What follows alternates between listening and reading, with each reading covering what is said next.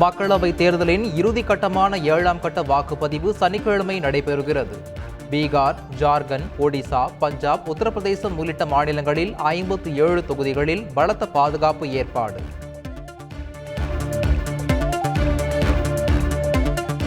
கன்னியாகுமரியில் சூரிய அஸ்தமனத்தை பார்வையிட்டார் பிரதமர் மோடி.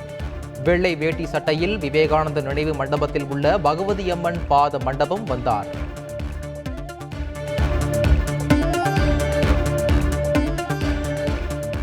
கன்னியாகுமரி விவேகானந்தர் மண்டபத்தில் 2வது நாளாக தியானத்தை தொடர்ந்தார் பிரதமர் மோடி. காவி உடையுடன் விவேகானந்தர் சிலை முன் அமர்ந்து தியானம்.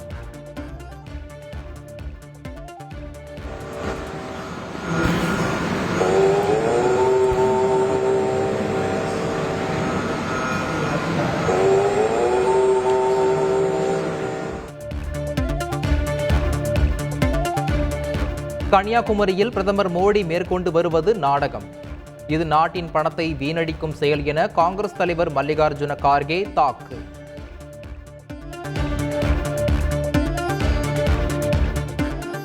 இந்தியா கூட்டணி ஆலோசனை கூட்டத்தில் முதலமைச்சர் ஸ்டாலின் பங்கேற்கவில்லை. திமுக சார்பில் பங்கேற்பதற்காக டெல்லி சென்றார் TR பாலு.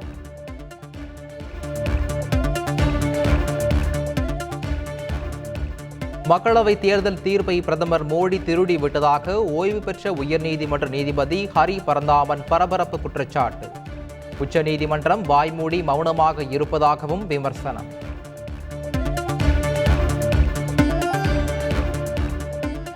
வாக்கு எண்ணிக்கை பாதுகாப்பு ஏற்பாடுகள் தொடர்பாக தலைமைச் செயலாளர் சிவ்தாஸ் மீனா தலைமையில் ஆலோசனை. DGP சங்கர் ஜிவால், சட்ட ஒழுங்கு DGP அருண் உள்ளிட்ட காவல்துறை உயர் அதிகாரிகள் பங்கேற்பு.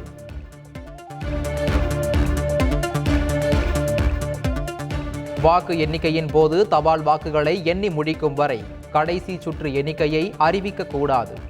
தமிழக தலைமை தேர்தல் அதிகாரிக்கு திமுக அவசர கடிதம்.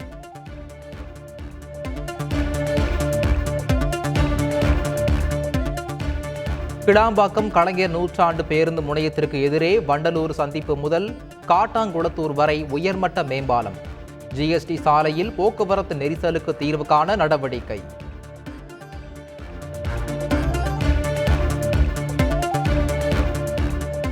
முதலமைச்சர் ஸ்டாலின் உத்தரவின் பேரில் ADSP வெள்ளத்துறை சஸ்பெண்ட் உத்தரவு ரத்து. சஸ்பெண்ட் நடவடிக்கை சர்ச்சையான நிலையில் உத்தரவை ரத்து செய்து உள்துறை செயலாளர் அறிக்கை.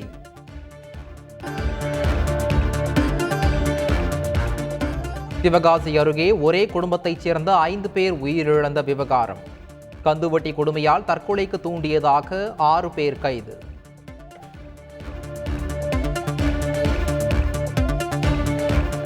திருவள்ளூர் அருகே பெயிண்ட் தொழிற்சாலையில் பயங்கர தீ விபத்து, பலி 3ஆக உயர்வு.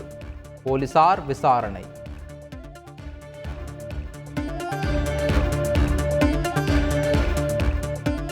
சென்னை சோழிங்கநல்லூர் பகுதியில் சதுப்பு நிலத்தில் பற்றிய தீ 20 மணி நேர போராட்டத்திற்கு பின் அணைப்பு.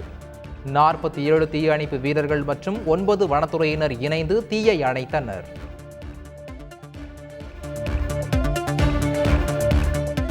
சென்னை அருகே இறந்த நண்பனின் உடலை இறுதியாக காண வந்த மாணவர். வெயிலின் தாக்கத்தால் சுருண்டு விழுந்து உயிரிழந்த பரிதாபம்.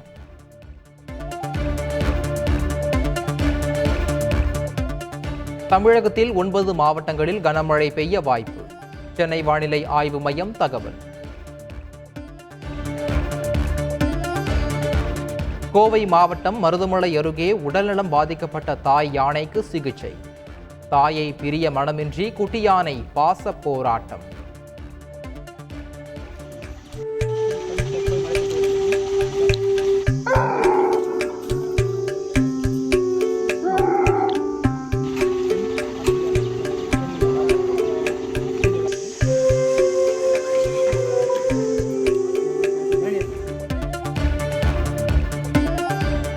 பெண்களின் புகைப்படங்களை அவதூறாக சித்தரித்து சமூக வலைதளங்களில் பதிவதால் பெண் சமூகத்திற்கே பாதிப்பு ஏற்படுகிறது.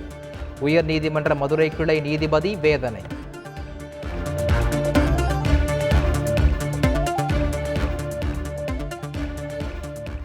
தமிழகத்தில் ஜூன் 6க்கு பதிலாக ஜூன் 10ஆம் தேதி பள்ளிகள் திறக்கப்படும் என அறிவிப்பு.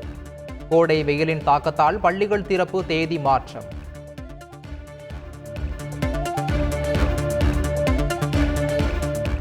கால்நடை மருத்துவ அறிவியல் படிப்புகளில் சேர ஜூன் 3 முதல் 21ஆம் தேதி வரை இணையதளம் வாயிலாக விண்ணப்பிக்கலாம். கால்நடை மருத்துவ அறிவியல் பல்கலைக்கழகம் அறிவிப்பு.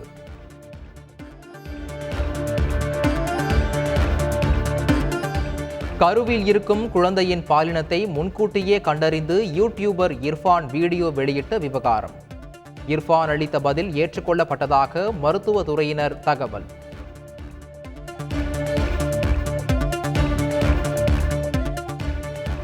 யூடியூபர் பிஜே சித்துவுக்கு எதிராக சென்னை போக்குவரத்து கூடுதல் காவல் ஆணையர் அலுவலகத்தில் புகார். செல்போனில் பேசியபடி வாகனத்தை இயக்கியதாக குற்றச்சாட்டு. உரிய நடவடிக்கை எடுக்கப்படும் என காவல்துறை விளக்கம்.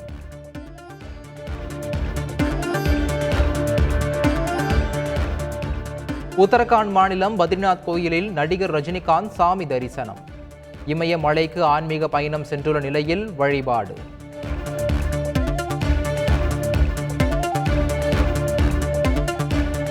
ஆபாச வீடியோ விவகாரத்தில் கைதான பிரஜ்வல் ரேவண்ணாவுக்கு ஜூன் 6ஆம் தேதி வரை போலீஸ் காவல். பெங்களூரு செஷன்ஸ் நீதிமன்றம் உத்தரவு.